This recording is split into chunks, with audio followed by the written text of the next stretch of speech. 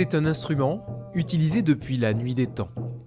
Une percussion qui trouve encore aujourd'hui ses adeptes.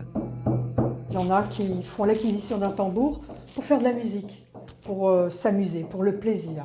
Ensuite, ça peut être aussi les gens qui font qui racontent des histoires et qui s'accompagnent du tambour. Et puis, c'est un instrument pour certains qui font du chamanisme. Il y a différents types de chamanisme, mais il y en a qui s'en servent pour ouvrir certaines portes à l'invisible. Depuis une douzaine d'années à présent, Louisa fabrique ses tambours chamaniques. Ici, vous avez du cheval. Ici, vous avez de la vache. Et un peu au fond, ici, c'est du bison. De futurs pots de tambours qu'elle tanne et prépare elle-même.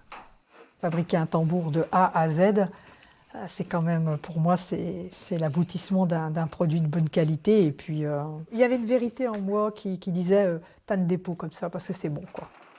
Un travail difficile qui n'a pas empêché Louisa de se lancer dans cette passion, née d'un voyage au Québec, près des peuplades amérindiennes. Dans les rencontres qu'on allait faire, il y avait une chamane autochtone. Et quand on s'est rencontrés, ça a été la rencontre. Je me suis laissée embarquer, je me suis laissée aimer, attendrir par l'univers du tambour.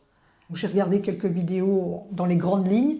Puis après, je me suis dit, il va falloir que je me fabrique moi-même mes outils. Puis après, ça a été de l'essai-erreur, essai-erreur. Et à un moment donné, ça s'est stabilisé.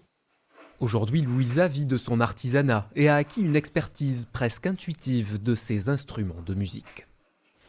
Un son optimal du tambour, ce serait un son grave, un son propre. Il n'y a pas derrière de petits fils ou de quelque chose de grésillement.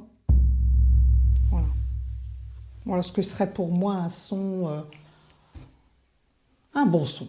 Chaque année, une centaine de tambours sortent de l'atelier de Louisa pour rencontrer leurs nouveaux propriétaires et vibrer avec eux pour la trance ou pour la danse.